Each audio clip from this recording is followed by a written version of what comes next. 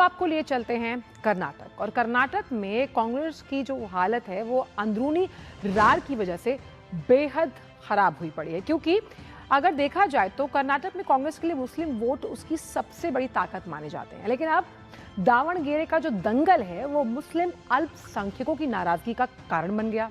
हुआ ये कि अब्दुल जब्बार और नसीर अहमद के खिलाफ कार्रवाई से जो मुस्लिम समुदाय है वो कांग्रेस के खिलाफ अब खड़ा होता हुआ नजर आ रहा है।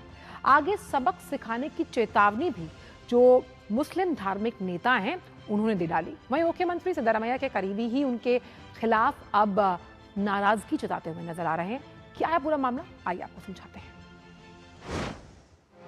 कर्नाटक के दावणगेरे उपचुनाव में कितना हाई ड्रामा हुआ ये पूरे राज्य ने देखा। मुस्लिम उम्मीदवारों को टिकट नहीं देने के कारण कांग्रेस के अंदर बड़ा विवाद हुआ। मुस्लिम नेता कांग्रेस के खिलाफ बगावत पर उतर आए और बाद में वापसी भी हुई।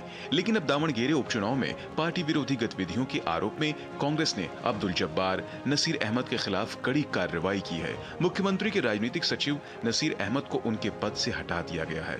माइनॉरिटी सेल के चीफ जब्बार ने अपने पद से इस्तीफा दे दिया है। उप मुख्यमंत्री डीके शिव कुमार ने मुख्यमंत्री के निर्णय को सही बताया।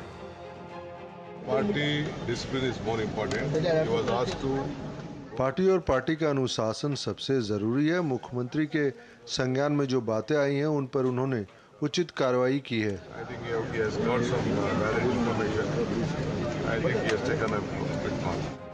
कांग्रेस में मुस्लिम नेता इस फैसले से नाराज थे, लेकिन अब मुख्यमंत्री सिद्धारमैया के करीबियों में असंतोष के सुर सुनाई दे रहे हैं।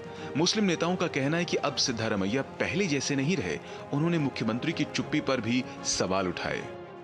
जो लोग पार्टी के प्रति वफादार रहते हैं और चाहते हैं कि कांग्रेस पार्टी आगे बढ़े और पार्टी से गरीबों को लाभ मिले, ऐसी उम्मीद रखने वालों के खिलाफ ही पार्टी के भीतर बैठे कुछ लोग साजिश करते हैं। हम अपने मुख्यमंत्री से ये उम्मीद करते हैं कि जब ऐसी घटनाएं सामने आए तो वो मजबूती से खड़े रहें, लेकिन वो मजबूती से खड़े नहीं हो रहे हैं। यही हमारे लिए सबसे बड़े दुख की बात है।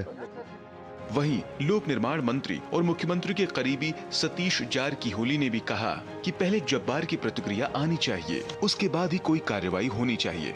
उन्होंने कहा कि गलती हुई है या नहीं यह स्पष्ट नहीं है, लेकिन उन्हें मौका दिया जाना चाहिए। और बहुत सदियों से पुराने रिश्ते हैं मुस्लिम लोगों का, आगे भी हमारे साथ रहेंगे। वो ये थोड़ा घटना हुआ है दावणगेरे चुनाव में, उसको हल करेंगे सब मिलकर।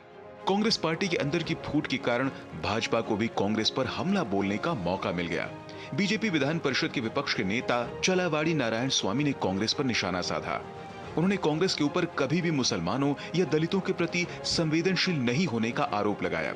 भाजपा ने कांग्रेस पार्टी पर सिर्फ वोट बैंक की राजनीति और भाजपा को दलित और मुस्लिम विरोधी दिखाने का भी इल्जाम लगाया। चलावाड़ी नारायण स्वामी ने कहा कि बीजेपी किसी भी समुदाय या धर्म के खिलाफ नहीं है। यह समझना चाहिए कि यह सिर्फ कांग्रेस की मानसिकता है। कांग्रेस मुसलमानों के प्रति सहानुभूतिपूर्ण नहीं है, दलितों के प्रति भी उनकी कोई सहानुभूति नहीं है, लेकिन वोट बैंक के मकसद से वो दिखाते हैं कि बीजेपी दलित विरोधी है। अब दलित समझ गए हैं कि कांग्रेस क्या है और अब मुसलमानों को भी इसकी मार झेलनी पड़ रही है। वे कांग्रेस को सबक सिखाएंगे। कुल मिलाकर मुस्लिम वोटों पर निर्भर कांग्रेस के लिए यह पूरा घटनाक्रम बड़ा झटका साबित हो सकता है। तो आखिरकार दावणगेरे दक्षिण उपचुनाव विवाद जो है वो सुर्खियों में क्यों आया? ये हुआ यूं कि जिस तरह से टिकट बंटवारा किया गया उससे नाराजगी थी और साथ ही साथ पार्टी विरोधी गतिविधियों के भी आरोप हैं। और इसी वजह से जो अल्पसंख्यक समुदाय है उसमें असंतोष है और इसी वजह से अनुशासनात्मक जो कार्रवाई की गई वहां नाराजगी उपजकर सामने आ रही है। यानी कांग्रेस के अगर हम अंदर खाने देखें तो कहीं ना कहीं रार है। और इसे और ज्यादा तरीके से समझने के लिए सीधे हमारे साथ बेंगलुरु से ज्योति इस वक्त जुड़ गई हैं।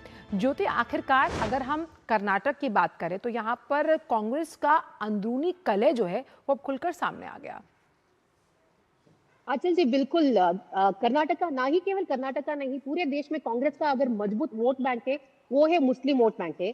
लेकिन अभी जो दावणगेरे उपचुनाव में जो डेवलपमेंट हुआ उस वक्त उपचुनाव हुआ, मैं थोड़ी स्टोरी के बैकग्राउंड बताना चाहती हूँ। शामनूर शिवशंकरप्पा की देहांत होने के बाद वहां पे उपचुनाव हुआ तो उस वक्त जो मुस्लिम नायक थे वो सब लीडर्स कह रहे थे कि हम आप लोगों को वफादारी दिखा रहे हैं दशकों से, तो जो टिकट है उपचुनाव का हमें देना चाहिए। लेकिन बिल्कुल। कांग्रेस ने उस टिकट को श्यामनूर शिवशंकरप्पा की पोते समर्थ को दे दिया, तो इसलिए वहां पे इतना घमासान हुआ। तो मुस्लिम लीडर्स कांग्रेस के खिलाफ भड़क उठे और सादिक पहलवान कहकर, वो बहुत पावरफुल लीडर थे मुस्लिम के, उन्होंने भड़का हुआ कांग्रेस के खिलाफ आए, लेकिन उसके बाद घर वापसी भी हुआ। लेकिन अभी क्या हो रहा है, फिर भी वहां पे जो मुस्लिम लीडर्स थे वो नाराजगी जता रहे थे कांग्रेस के खिलाफ और कह रहे थे कि ये जो है ना वो कांग्रेस वाले हमको कांग्रेस वोट बैंक की तरह इस्तेमाल कर रहे हैं। तो इसी को लेकर अभी जो कांग्रेस दो मुस्लिम लीडर्स के खिलाफ अभी एक्शन ले चुके हैं, वो है एक सीएम के पॉलिटिकल सेक्रेटरी, वो है नासिर अहमद, और माइनॉरिटी सेल के चीफ अब्दुल जब्बार, दोनों को भी एंटी पार्टी एलिमेंट की जो उनको ऊपर एक एक्शन ले चुके हैं अभी कांग्रेस पक्ष। तो यही कह रहे हैं कि उनका ना ही केवल मुस्लिम लीडर्स जो सिद्धरामैया के जो लॉयलिस्ट थे। आपको सीधे चलते पश्चिम बंगाल, जहां चुनाव प्रचार अपने चरम पर है, सभी राजनीतिक दल